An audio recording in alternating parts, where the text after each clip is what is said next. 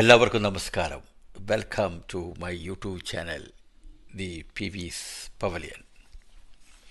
അപ്പോൾ ടെസ്റ്റ് മാച്ചിൻ്റെ ഒക്കെ ഒരു സീസണാണല്ലോ. India South Africa second test match 22 November, അതായത് നാളെ ഗോഹട്ടിയിൽ ആരംഭിക്കുന്നതാണ്. അറിയാൻ കഴിഞ്ഞിരിക്കുന്ന ഒരു വിവരം എന്ന് പറഞ്ഞാൽ ശുഭം ഗിൽ പരിക്ക് പറ്റി, നെക്ക് സ്പാസം ഇഞ്ചുറി ആയിട്ട് റിട്ടയർഡ് ഹർട്ടായിട്ട് പോയിരുന്നു. അദ്ദേഹത്തിനെ റൂൾ ഔട്ട് ചെയ്തിരിക്കാൻ അദ്ദേഹം കളിക്കില്ല. ഋഷഭ് പന്തിൻ്റെ നേതൃത്വത്തിലായിരിക്കും രണ്ടാമത്തെ ടെസ്റ്റ് മാച്ച് നടക്കുക. ഗില്ലിന് പകരമായിട്ട് സായി സുദർശൻ വരാൻ ചാൻസ് ഉണ്ട്, നിതീഷ് കുമാർ റെഡ്ഡി വരാൻ ചാൻസ് ഉണ്ട്, ചിലപ്പോൾ അക്സർ പട്ടേലിനെ പുറത്തിരുത്തും. സ്പെക്കുലേഷൻസാണ്. ഏതായാലും സായി സുദർശൻ മിക്കവാറും വൺ ഡൗൺ ആയിട്ട് കളിക്കാൻ എത്തുമെന്ന് തന്നെ പ്രതീക്ഷിക്കാം. ഓക്കെ, ഏതായാലും ആദ്യം മാച്ച് തോറ്റതിൻ്റെ ക്ഷീണം ഇതുവരെ മാറിയില്ല. രണ്ടാമത്തെ മാച്ചിൽ നല്ല പുരോഗമനം ഉണ്ടാവട്ടെ എന്ന് നമുക്ക് പ്രത്യാശിക്കാം. ആഷസ് പരമ്പര ഓസ്ട്രേലിയ എഗൻസ്റ്റ് ഇംഗ്ലണ്ട് ആരംഭിച്ചിരിക്കുകയാണ്. ഇന്ന് ആദ്യ മത്സരം പെർത്തിലാണ്. ഓസ്ട്രേലിയയിലെ പെർത്ത് മൈതാനത്താണ് നടക്കുന്നത്. ഒരു തൂഫാനി പിച്ചാണ്, സീമിംഗ് പിച്ചാണ്. ഇംഗ്ലണ്ട് ടോസ് ജയിച്ച് ബാറ്റിംഗ് തിരഞ്ഞെടുത്തു. ഇംഗ്ലണ്ടിൻ്റെ ക്യാപ്റ്റൻ ബെൻ സ്റ്റോക്സ് ആണ്. അതുപോലെ ഓസ്ട്രേലിയൻ ക്യാപ്റ്റൻ സ്റ്റീവ് സ്മിത്താണ്, നമ്മുടെ പഴയ പ്ലെയറാണ്. അപ്പോൾ തുടക്കം തന്നെ മഹാമോശമായിട്ടായിരുന്നു ഇംഗ്ലണ്ട് തുടങ്ങിയത്.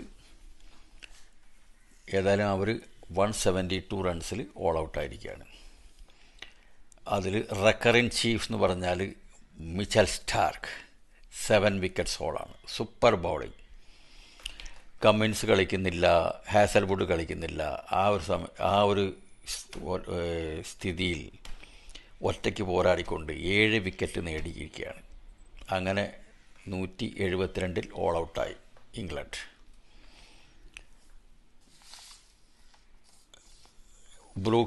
ഹാരി ബ്രൂക്സ് മാത്രമാണ് കുറച്ചെങ്കിലും പൊരുതി നിന്നത്. ഓക്കെ, ഹാരി ബ്രൂക്സ് 52 റൺ എടുത്തു. ഒലി പോപ്പ് 46 എടുത്തു. ജാമി സ്മിത്ത്, ഇംഗ്ലണ്ടിൻ്റെ വിക്കറ്റ് കീപ്പർ, 33 റൺസ് എടുത്തു. ഓക്കെ, പുതിയതായിട്ട് ഇന്ന് അരങ്ങേറിയ Australian fast bowler Brendan Doggett 2 wicket എടുത്തു. നല്ല ബോളിംഗാണ്. അദ്ദേഹത്തിൻ്റെ ഫസ്റ്റ് ഓവർ തന്നെ നല്ല സൂപ്പറായിരുന്നു. മെയ്ഡനായിരുന്നു. വിക്കറ്റ് കിട്ടിയില്ലെങ്കിലും അത് അപ്പോൾ തന്നെ അയാൾ വരവറിയിച്ചു. ഒരു അപ്പീലൊക്കെ ഉണ്ടായിരുന്നു. ഓക്കെ, അപ്പോൾ 172 റൺസിൽ ഓൾ ഔട്ടായ ഇംഗ്ലണ്ടിൻ്റെ എതിരായിട്ട് ഓസ്ട്രേലിയ ബാറ്റിംഗ് തുടങ്ങിയിട്ടുണ്ട്. അതിനെപ്പറ്റി നമുക്ക് നെക്സ്റ്റ് വീഡിയോയിൽ പ്രതിപാദിക്കാം. അപ്പോൾ ഈ ആഷസ് സീരീസ് എന്തുകൊണ്ട് പറയുന്നത്? ആഷസ് എന്ന് പറഞ്ഞാൽ ചാരം എന്നാണ് അല്ലേ? അപ്പോൾ അങ്ങനെ ഒരു പേരെങ്ങനെ ഒരു പരമ്പരയ്ക്ക് വന്നു എന്ന് പലരും ആളുകൾക്ക് അറിയുന്നുണ്ടായിരിക്കാം. എന്നാലും ഞാൻ അത് അറിയാത്ത വ്യൂവേഴ്സിന് വേണ്ടിയിട്ടൊന്ന് പറയാം. ക്രിക്കറ്റ് ടെസ്റ്റ് മാച്ചുകൾ ആരംഭിച്ചത് 1877-കളിലൊക്കെയാണ്. അപ്പോൾ ആ സമയത്ത് ഇംഗ്ലണ്ട്, ഓസ്ട്രേലിയ ഇങ്ങനെ 2-3 വളരെ അപൂർവ കൺട്രികളിലാണ് കളിച്ചു തുടങ്ങിയത്. പിന്നെയാണല്ലോ ബ്രിട്ടീഷുകാരുടെ ഒരു ഇതിലാണല്ലോ ഇന്ത്യയിലൊക്കെ ക്രിക്കറ്റ് എത്തിയത്. അപ്പോൾ ഇംഗ്ലണ്ടിൽ ടെസ്റ്റ് മാച്ച് കളിച്ചുകൊണ്ടിരുന്നപ്പോൾ ഒരു കളിയിൽ ഇംഗ്ലണ്ടിന് ജയിക്കാൻ 88 റൺസോ മറ്റോ വേണമായിരുന്നു. അതിൽ അതുണ്ടാക്കാൻ പറ്റില്ല. 7 റൺസിന് ഇംഗ്ലണ്ട് തോറ്റുപോയി. അപ്പോൾ ഇംഗ്ലണ്ടിൻ്റെ കത്തി നിൽക്കുന്ന സമയത്ത് ഒരു 7 റൺസിന് ഇംഗ്ലണ്ട് തോൽക്കുക എന്ന് പറഞ്ഞാൽ ആർക്കും അത് ഉൾക്കൊള്ളാൻ പറ്റുന്നൊരു കാര്യമായിരുന്നില്ല ആ കാലത്തിൽ. ആ ടെസ്റ്റ് മാച്ച് നടന്നത് 1882-ലാണ്. അപ്പോൾ ബ്രൂക്സ് എന്ന് പറഞ്ഞൊരു ബ്രിട്ടീഷ് മാധ്യമപ്രവർത്തകൻ, അന്നൊക്കെ എന്ന് പറഞ്ഞാൽ ലൈവ് ടെലികാസ്റ്റ് ഒന്നുമില്ല, പത്രമാധ്യമങ്ങളിലുള്ള കാര്യങ്ങളേ ഉള്ളൂ. അദ്ദേഹം ഇംഗ്ലണ്ട് തോറ്റു എന്നല്ല എഴുതിയത്, ഒബിച്ചുറിയാണ് എഴുതിയത്. ഒബിച്ചുറി, അതിൻ്റെ ആ ഒരു പേപ്പർ കട്ടിങ് കാണിക്കാം നിങ്ങളെ.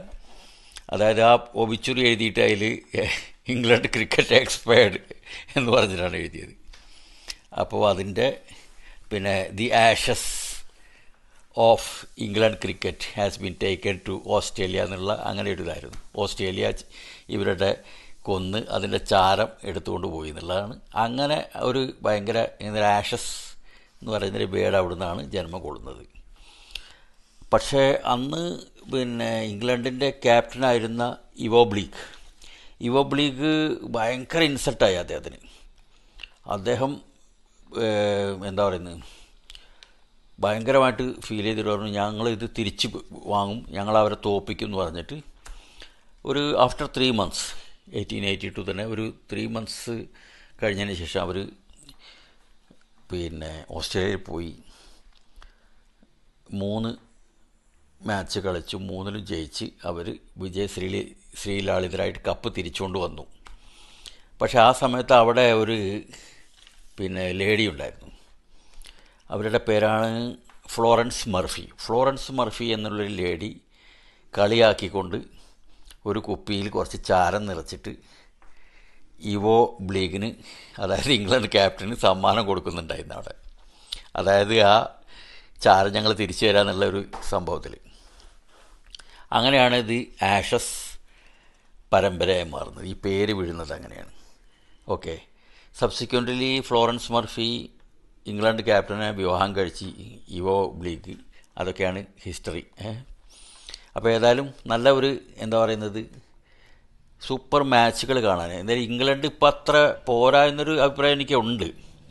ഈവൻ ദോ നല്ലൊരു മാച്ച് കാണാൻ നമുക്ക്.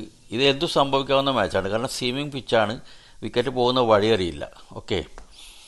അപ്പോൾ നന്നായിട്ട് അപ്ലിക്കേഷനോടുകൂടി ബാറ്റ് ചെയ്തവർക്ക് മാത്രമേ റൺ എടുക്കാൻ പറ്റുകയുള്ളൂ എന്നാണ് തോന്നുന്നത്. അപ്പോൾ അങ്ങനെയുള്ള ഒരു നല്ല ഇൻട്രസ്റ്റിംഗ് ത്രില്ലിംഗ് മാച്ച് കണ്ടുകൊണ്ടിരിക്കുകയാണ്. ഓക്കെ. കൂടുതൽ വിശേഷങ്ങളുമായി നമുക്ക് നാളെ വീണ്ടും കാണാം. Please like my video if you like it, subscribe and share. വേറൊരു കാര്യം കൂടി ഇതിൽ പറയാനുണ്ട്. ഇന്ന് വരെ ടോട്ടൽ 73 ആഷസ് പരമ്പരകളാണ് നടന്നിരിക്കുന്നത്. ടോട്ടൽ 73 ആഷസ് പരമ്പര, ദാറ്റ് ഈസ് ഫ്രം 1882. ഓക്കെ. അതിനകത്ത് 34 പരമ്പരകൾ ഓസ്ട്രേലിയയും 32 ഇംഗ്ലണ്ടും ജയിച്ചിരിക്കുകയാണ്. 7 പരമ്പരകൾ വിത്തൗട്ട് റിസൾട്ടാണ്, അതായത് ബരാബറിയാണ്. അപ്പോൾ ഓസ്ട്രേലിയൻ്റെ ഒരു ഡോമിനേഷൻ ഉണ്ട്. എന്നാലും ഇംഗ്ലണ്ട് ഒട്ടും പുറകിലല്ല.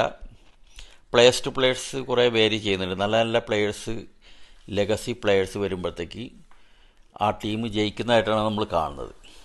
എനിവേ, ഇറ്റ്സ് എ ഗ്രേറ്റ് എന്താ പറയുന്നത് ടൂർണമെൻറ്റ് എന്ന് പറയാൻ പറ്റില്ലെങ്കിലും പരമ്പര, and great game of crickets being played there. Okay. അപ്പോൾ നാളെ ഇന്ത്യ സൗത്ത് ആഫ്രിക്ക ടെസ്റ്റ് മാച്ചും നമുക്ക് അനലൈസ് ചെയ്യണം. Okay. Bye. Thank you very much.